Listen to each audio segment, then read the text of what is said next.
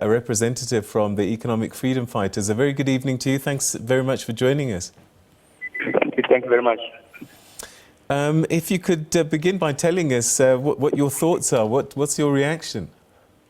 Look, as the Economic Freedom Fighters, we find this as a damning, scathing and very definitive finding by the independent panel, which has essentially told the nation, the continent and the entire globe that South Africa is presided over by a gangster president who launders money, who violates the constitution and his oath of office. So that is our immediate reading of the findings of the independent panel. They have exposed Cyril Ramaphosa as someone who has no respect for our constitution, who has no respect for his oath of office. They have exposed him as a gangster.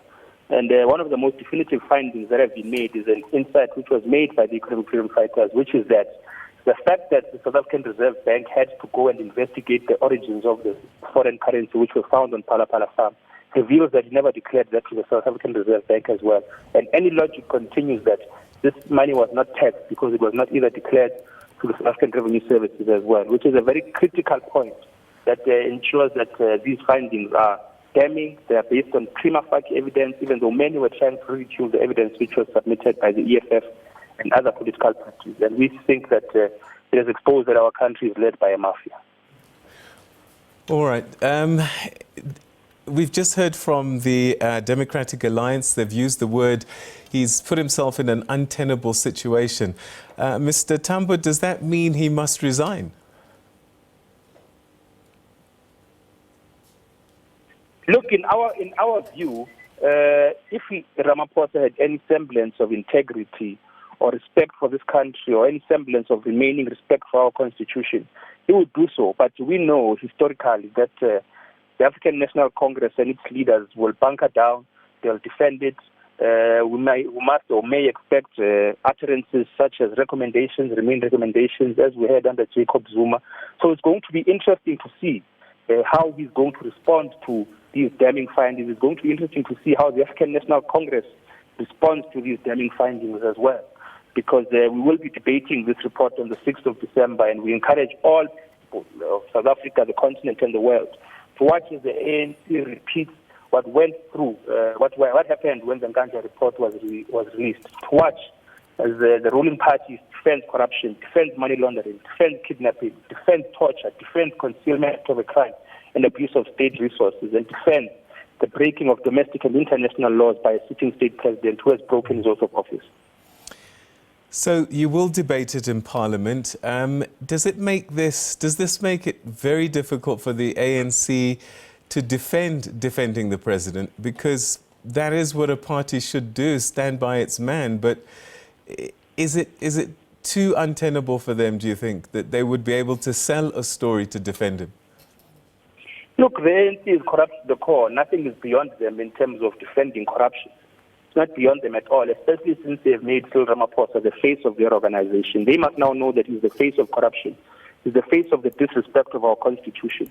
And they are going to defend him. That is what we must expect. We must not act surprised, because corruption is ingrained in the very DNA and fabric of the African National Congress. So they are going to defend him because they have no option. They don't have conscience. They are not loyal to the people of South Africa. They are loyal to their positions.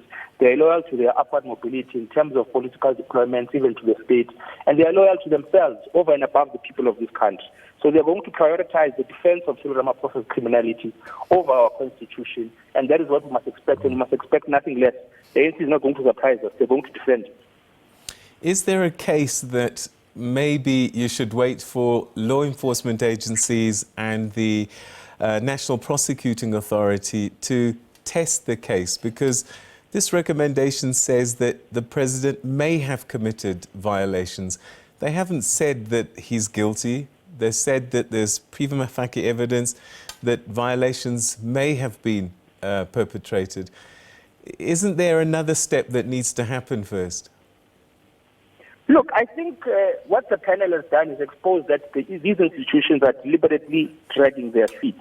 And I think that is what has been exposed here. The public protector, the acting public protector who was put in place after the public protector Mkhwebane instituted investigations into Phala Phala farm, has still not released a report, not even a preliminary report into what happened in Phala Phala farm. It's almost over 150 days since she was mandated or required to, by the laws that govern it, to release that. The NPA is not communicating in terms of the progress it is making. The South African Police Service is not communicating. The South African Reserve Bank is not communicating findings. The South African Revenue Service is not communicating findings. So this independent panel, which was given its work so recently, has exposed that there is a deliberate cover-up which is being orchestrated within law enforcement agencies in South Africa. And all of those who are heading those enforcement agencies should be embarrassed that they have not been able to move on what an independent panel of an esteemed judge has found that there is prima facie evidence of criminality.